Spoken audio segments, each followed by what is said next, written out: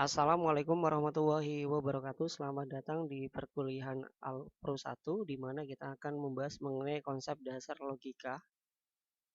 Outline pada pertemuan kali ini adalah pengantar perkuliahan, pengenalan konsep dasar logika, pengertian algoritma, konsep penyelesaian masalah dengan algoritma.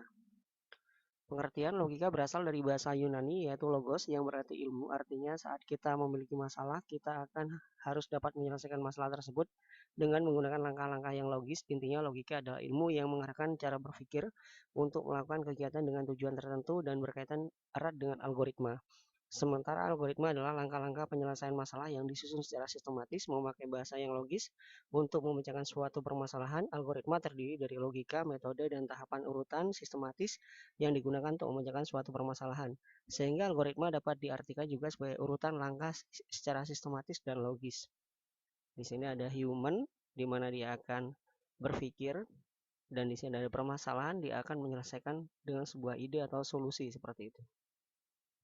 Manfaat belajar logika membuat seseorang mampu berpikir sesuai kebenaran dan realita, mampu berpikir sesuai waktu dan tempat yang pas, membentuk cara berpikir secara logis atau lurus, kritis, rasional, ketat, tertib, dan metodis, meningkatkan kemampuan secara objektif dan format, menambah kecerdasan dan meningkatkan keahlian berpikir mandiri, mendorong untuk berpikir secara mandiri, meningkatkan cara berpikir dengan nalar yang baik, mampu menganalisa suatu kejadian yang sistematis. Tujuan belajar algoritma tidak tergantung pada bahasa pemrograman manapun. Notasi algoritma dapat diterjemahkan pada bahasa pemrograman manapun, memperkuat cara berpikir kita untuk menyelesaikan suatu masalah, membantu otak agar berpikir panjang, memperkuat analisis ketika pembuatan program, memperluas space berpikir. Sifat-sifat algoritma. Algoritma bisa dikatakan baik jika memiliki 6 sifat berikut ini, yaitu algoritma memiliki input atau kondisi awal sebelum dilaksanakan, menciptakan output setelah dilakukan. Metode dalam algoritma terdefinisikan dengan jelas dan mudah digunakan. Suatu algoritma harus mempunyai kondisi output atau akhir setelah sejumlah langkah yang terbatas, jumlahnya yang dilakukan terhadap setiap kondisi awal atau input telah diberikan. Langkah dalam permasalahan dilaksanakan dalam waktu tertentu hingga pada akhirnya mendapat solusi sesuai dengan yang diharapkan. Metode algoritma berlaku untuk setiap himpunan masukan yang sesuai dengan persoalan yang diberikan. Ciri-ciri algoritma. Adapun ciri-ciri algoritma adalah sebagai berikut: memiliki ciri awal dan akhir terbatas, tidak memiliki arti ganda, tidak membingungkan, tidak ambigu, memiliki input, memiliki output, harus efektif, bisa menyelesaikan persoalan.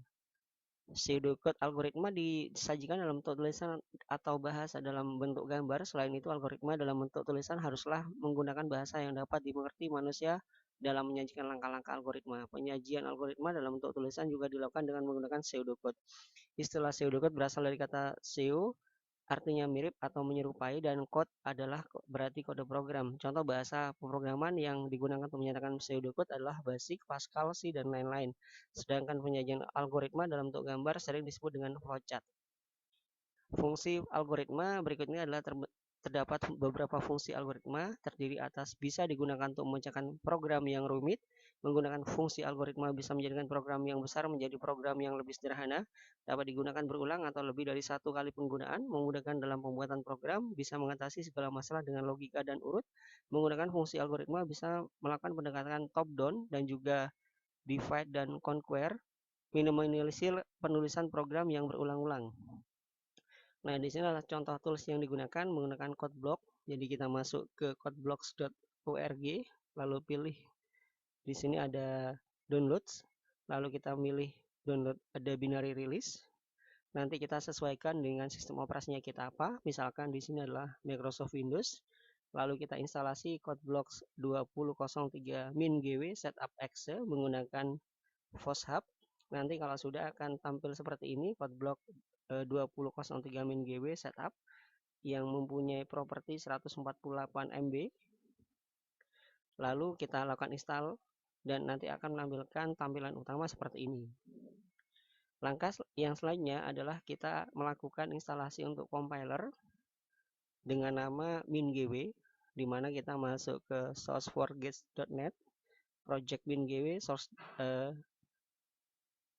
DLP di sini ya. Kita nanti masukkan di sini min-gw minimalis GNU for Windows, lalu kita unduh. Nanti akan masuk tampilan seperti ini. Jadi nanti kita unduh, plus kita juga install langsung secara online ya, seperti itu. Nah, nanti kalau sudah, nanti akan tampil seperti ini. Lalu berikan tanda mark ya, di sini kasih tanda untuk main GW developer tools, main GW 32 base, main GW 32 GCC ada, main GW 32 GCC Fortran, main GW GCC G++, main GW 32 GCC object, main GW base. Kita kasih tanda, lalu pilih installation, lalu kita pilih apply, seperti itu. Nah, nanti kalau sudah akan menampilkan tampilan seperti ini, di mana compiler sudah bisa langsung digunakan di code block. Kita coba menggunakan hello world yang pertama, di mana di sini kita menggunakan include iostream using namespace std int main, di mana di sini ada code hello world and return null. Nanti ketika dijalankan di code block akan menampilkan seperti ini. Lalu kita tekan tombol play atau build the project atau run ya, F9, nanti akan menampilkan seperti ini. Hello world, seperti itu. Langkah yang kedua, kalau kita menggunakan aplikasi yang online, kita bisa menggunakan online GDB. Jadi ini tidak perlu diinstal, langsung online, onlinegdb.com, di mana kita langsung bisa memasukkan untuk bahasa pemrograman C++ di sini. Nah, baiknya di sini juga file ini juga bisa disimpan asalkan kita bisa melakukan yang namanya login ya. Jadi kita daftar dulu di sign up, lalu kita login, dan ini bisa disimpan di online JDB seperti itu. Adapun referensi pada pertemuan kali ini dari CodeBlock Binary Release Windows, ada Haryanto A, pengertian logika dan algoritma serta manfaatnya, online JDB, online C++ compiler, source forget MinGW minimalis GNU for Windows, with School C++ Introduction.